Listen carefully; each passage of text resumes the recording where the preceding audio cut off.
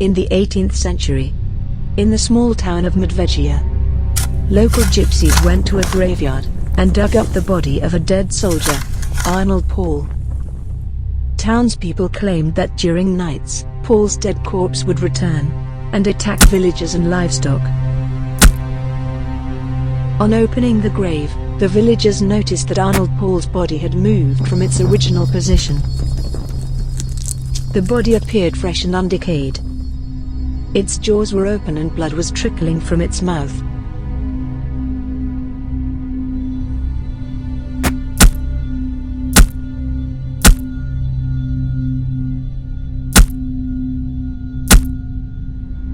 Unfazed by the horrible sight, they cut off its head and its heart.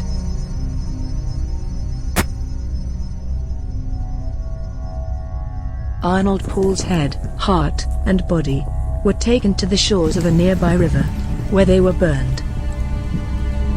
Over the next 3 months, 17 more townspeople would die, and their dead bodies would return at night to haunt the village.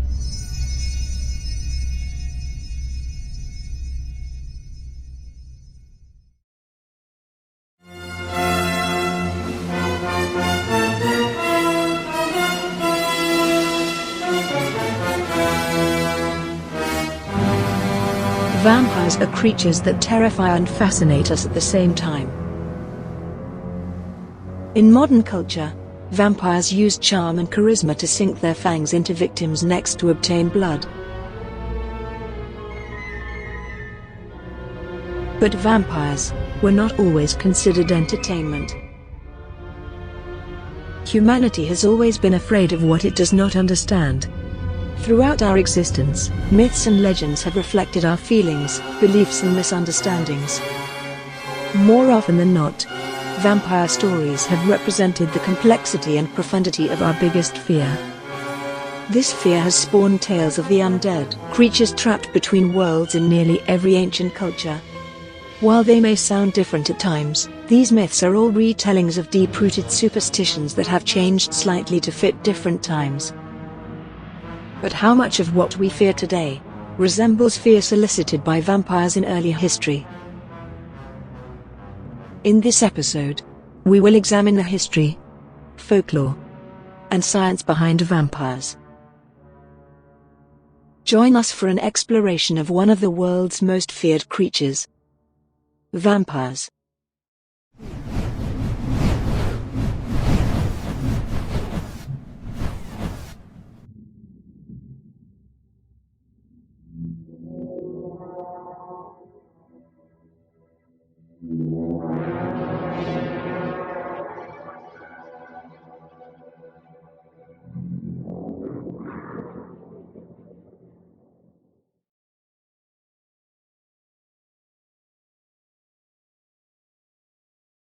One of the earliest vampire tales comes from Indian mythology.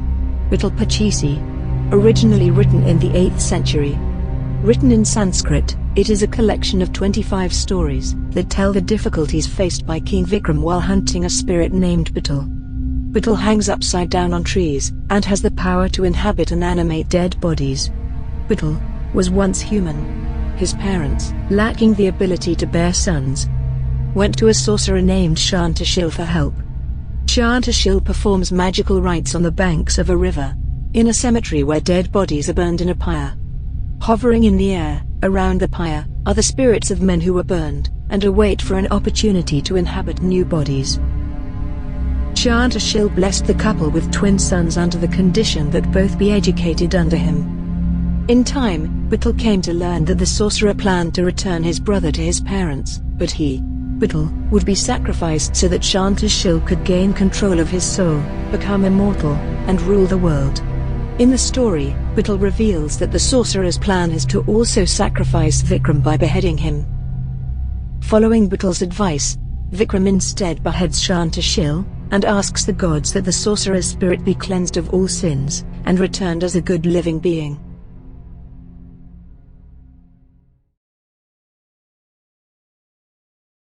All cultures, regardless of how primitive, have come to understand the basic fact that blood is necessary for life. To lose this vital fluid, is to lose mortality. The best-known ancient text, describing the value of blood to the dead, is Homer's Iliad, 8th century BC. In the Iliad, Odysseus fills a pit with sheep's blood to feed the ghost of Tiresias. Once the ghost has drunk the blood, it is able to speak. In this case, blood could temporarily return some powers of life to the spirit of Tiresias. A characteristic of vampires is that in some way or another, they require and take sustenance from living creatures. This sustenance has not always been limited to blood. Ancient Sumerian and Babylonian myths, for example, believed in supernatural spirits that combined human and animal characteristics, making them scary, and at the same time, sexually alluring. The oldest vampiric example is from Sumerian mythology and was called Lilitu. She was a night demon, devourer of sexual and natal essences. She was a succubus that enticed young men in their sleep. Lilitu was the cause of nocturnal emissions which she would use to give birth to demons. Lilitu would also consume the blood of infants, children, women in all stages of pregnancy and early motherhood. Over time, Lilitu became part of Hebrew mythology, and her name was changed to Lilith. Lilith was Adam's first wife. She refused to submit to Adam, and thus refused God's will. The Lilith-type character has always existed. She served as the mythological archetype of the evil female spirit. Part of her existence was driven by cultural discomfort with equality and sexuality. She then turned herself into the mother of devils. In ancient times, fear of sudden infant death and miscarriage were very common and not considered to be God's will. These events had to be attributed to an evil spirit. So, Lilith became the culprit.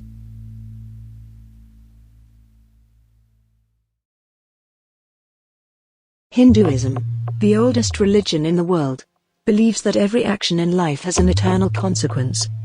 If a person is good in life, then that person is rewarded by moving closer to becoming one with the Supreme Being. If a person is not good, then that person is bound to return and live a new life until goodness is learned. This is the basic idea of karma, and its purpose is to free the soul from the cycle of rebirth.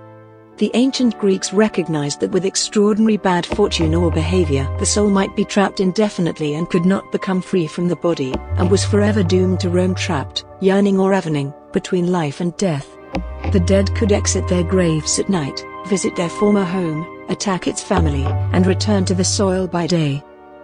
The only way to end this cycle was beheading and cremation. Greek interpretation of night walkers, or revenants, as they were also known, developed only after the arrival of immigrants beginning in 587 CE. Vampire-like creatures were found throughout history, but it was not until the end of the 17th century, through the first half of the 18th century, that vampire superstition made its most meaningful leap into mainstream consciousness. Following their conquest by the Ottoman Empire, territories like Serbia and Wallachia had come under imperial control. Upon arrival to local towns, empire soldiers and authorities were confronted with social unrest and desecration of graves. The locals held unshakable beliefs that the dead were returning to prey on family and neighbors. Locals called them vampires. Official documents from these frontier disturbances, such as the case of Arnold Paul, made their way to Vienna and began to circulate more widely. An autopsy report, issued by the empire's own physician, called the deceased soldier a vampire. In 1732, news of Arnold Paul Wood first appeared in the London Journal.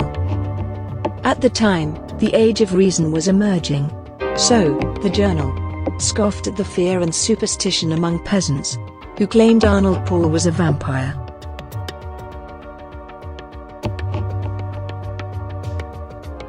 European vampire stories from the 18th century London bear some similarity to King Vikram and the vampire stories from 10 centuries earlier.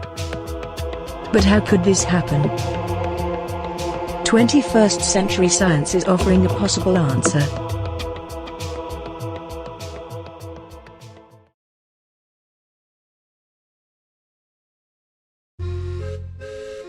Written records indicate that gypsies began to appear in Europe in the early 14th century. Groups of them would band and travel together, often led by someone calling themselves Count. To the gypsies, magic, superstition, and tales were an integral part of everyday life, and a building block of their original heritage. Many of their laws found their way into villages as gypsies moved through the European regions. The word gypsy was originally used by Europeans derogatorily, as they believed these nomads were from Egypt. Through advances in genetic sequencing, in 2012, the true origins of the gypsies was finally located. They likely departed from what is now the Punjab state, in northwestern India, close to the year 500. The caravans traveled through Central Asia and the Middle East. The doorway to Europe seems to have been the Balkan area, specifically Bulgaria and Serbia, from which the Romani, now called gypsies, began dispersing around the year 1100. Throughout their migration, gypsies managed to retain their original language, which has its roots in Sanskrit. Given that they did not keep written history, gypsy roots were maintained through an oral tradition.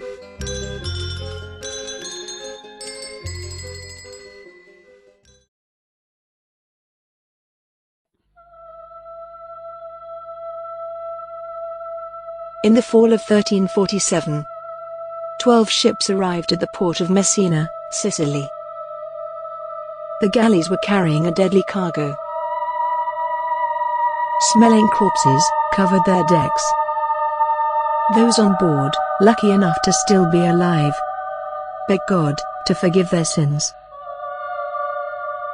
The ships were ordered off the docks, but the command was too late. The bubonic plague, transmitted by rats on board, had already made its way to land.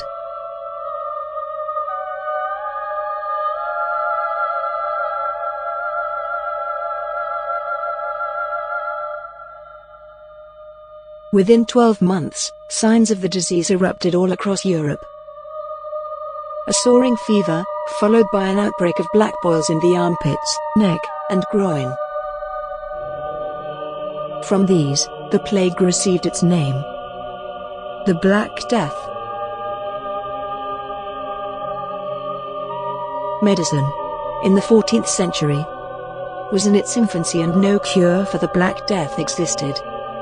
Fear of the plague became widespread, and for the next 7 years, the Black Death, a deadly combination of diseases, would spread uncontrollably and indiscriminately, killing a third of Europe's entire population.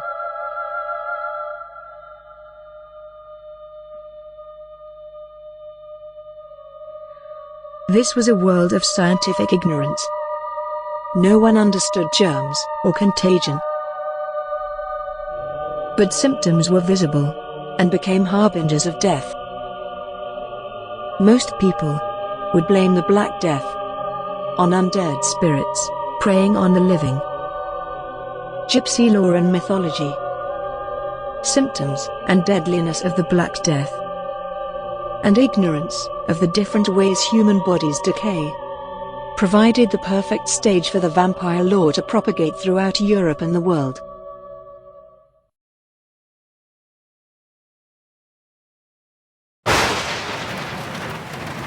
During the summer of 1816, a group of English travellers was vacationing in Italy.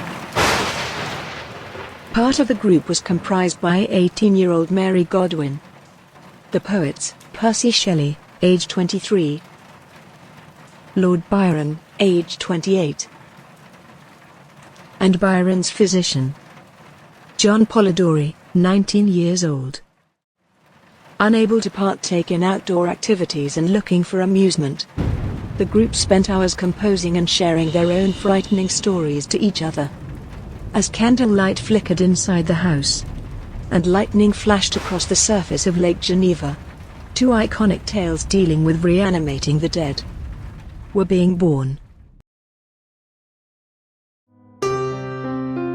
Mary Godwin, later Mary Shelley, wrote an early draft of what would become the first Gothic novel, Frankenstein.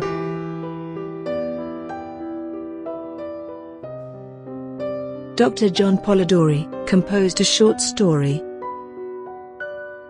The Vampire, a Tale. His story, released in 1819, became the first published story about vampires, and had a profound influence on works of fiction that followed. Possibly styled after Lord Byron, his vampire, named Lord Ruthven, was a socialite who travelled Europe, seducing and killing young women from all social classes. Before Polidori, vampires were limited to attacking peasants. Polidori changed all that.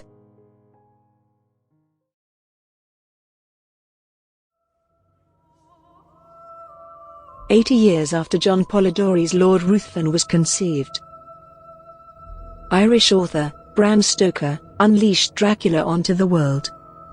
Stoker's vampire was bound to become the most recognizable and feared monster of all time.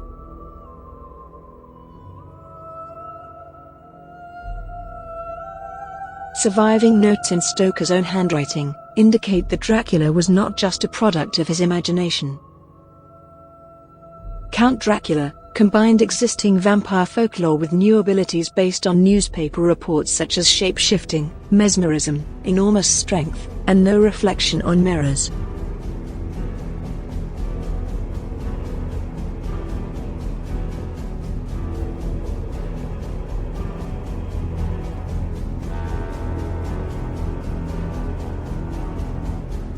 When natural calamities struck, and the social and divine administrations were faced with the unknown, vampires emerged. The myth of the vampire was once an explanation given to misunderstood phenomena. That explanation was not used as entertainment, as it is today. It came from true belief and palpable fears. By looking into our past, we are able to understand how the vampire has survived, thrived, and evolved. Breaking or ignoring beliefs or rituals invited first spirits, then revenants, and lastly vampires, into our lives. That was the price to pay for our transgressions.